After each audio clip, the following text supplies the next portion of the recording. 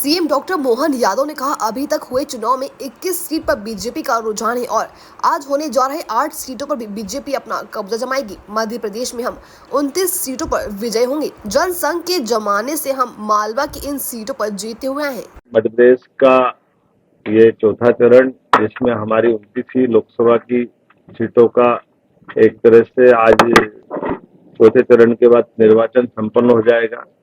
यद्यपि देश में 7 चरण तक चुनाव होने वाले हैं, लेकिन चौथे चरण की आज 8 सीटों का हमारा निर्वाचन होने वाला है। इससे हुई पहले 21 सीटों में अभी तक के जो रुझान थे वो भाजपा के अनुकूल रहे हैं और मुझे इस बात का और आनंद है कि जिस आखिरी चरण की बात हो रही है, मालवा, निमाड़, उज्जैन, देवास, शाजापुर, मंदसौर, इंदौर, धार, रतलाम, झाबुआ, खरगोन, बड़वानी और खंडवा, ये 8 लोकसभा की सीटों पर जिस ढंग से कार्यकर्ताओं ने मेहनत की और जो हमारा पुराना रिकॉर्ड है, मुझे ध्यान में आता है कि 2014 हो, 2019 हो, दोनों निर्वाचन के समय पे भी ये सारी की सारी सीटें हम जीते थे। खंडवा चुनाव तो उपचुनाव में भी हम जीते। तो ये लगातार विजय का हमारा अपना अभियान है और जनसंघ के जमाने से मालवा की इन सीटों में हम लगातार अपने अच्छे रिकॉर्ड से बढ़ते आए हैं।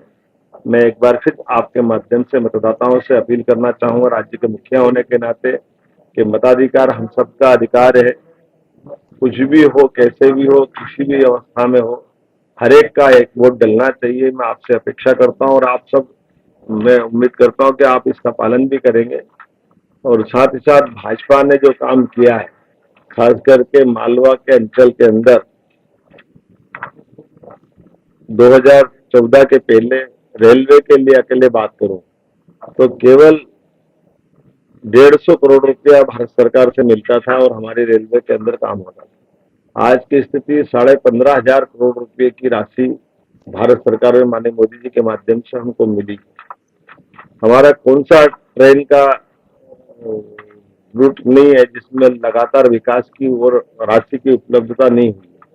मैं मान के चलता हूं कि हमारा फतेहाबाद उज्जैन ट्रैक कांग्रेस के समय उखाड़ा गया, लेकिन ये रेलवे ट्रैक भी बनकर तैयार हो गया, बल्कि लोकार्पित भी हो गया। उज्जैन देवास दोहरीकरण, विद्युतीकरण, उज्जैन झालावाड़ नया सर्वे, उज्जैन इंदौर खंडवा रेल मार्ग और तेंदुआ से लेकर के हमारे बड़वा तक की लाइन का, खास करके ओंकारेश्वर महाराज के यहाँ तक की रेल लाइन भी चालू हुई है। उम्मीद कर रहा हूँ कि महू का ट्रैक भी जल्दी चालू होगा।